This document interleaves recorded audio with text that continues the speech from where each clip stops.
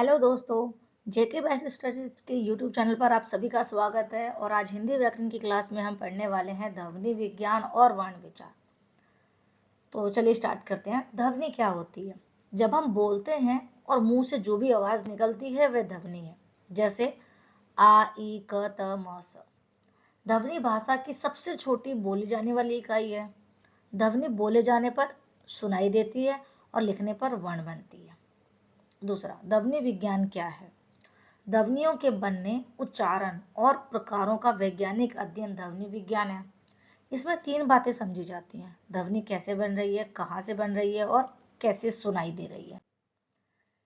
ध्वनियों के दो बड़े समूह होते हैं। स्वर, जिन्हें बोलने में किसी दूसरे वर्ण का सहारा नहीं चाहिए, जैसे आ इ उ, है ना। आप अकेले अ बोल सकते हैं, इसीलिए स्वर है। स्वर खास क्यों है?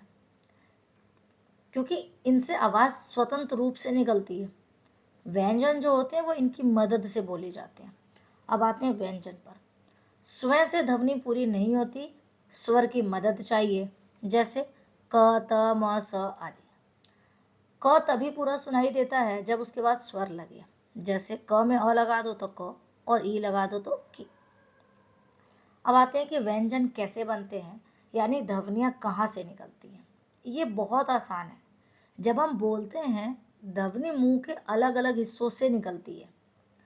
पहला कंठ है, जो कि गला से जो निकलती है, जो कंठ से जो जो हमारे जो निकलते हैं उनको हम बोलते हैं कंठ, यानी कि जैसे क, ख, ग, घ, ये कंठ से निकलते हैं। दूसरा होता है तालवे, जीभ तालु से जो टकराए, जैसे च, छ, ज, झ आदि। तीसरा होता है आपका मूर्धन्य। मूर्धन्य क्या होता है? जो जीभ के ऊपर बीच में मुड़कर छुए, ट, ठ, ड, ढ, न। चौथा आपका हो जाता है दांत्य, जीभ और दांतों से जो टकराए, जैसे त, थ, द, ध, न। पांचवा ओष्ठ है, होठों से ध्वनि जो निकलती है, जैसे प, फ, ब, भ, म आदि। बस इतना समझ लो कि मुंह के अलग अलग हिस्सों से निकलने वाली ध्वनियां अलग अलग व्यंजन बनाती हैं। अब पांचवें पॉइंट पर आते हैं। अन्य तीन जो ध्वनि चिन्ह है वो है अनुस्वार, अनुनासिक और विसर्ग। तो अनुस्वार क्या है? नाक से जो हल्की ध्वनि निकलती है ना।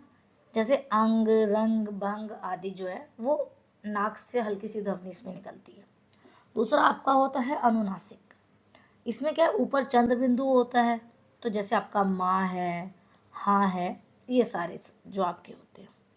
तीसरा होता है विसर्ग, हल्की ह की ध्वनि होती है इसके अंदर। विसर्ग में क्या होती है? हल्की ह की ध्वनि होती है। दुर्ग, गुरु।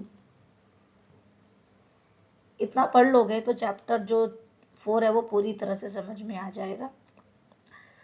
अगर आपको ये समझ में आया हो तो लाइक करें, चैनल को सब्सक्राइब करें, वीडियो को शेयर करें और जो आपकी जो सजेशन है वो कमेंट करें।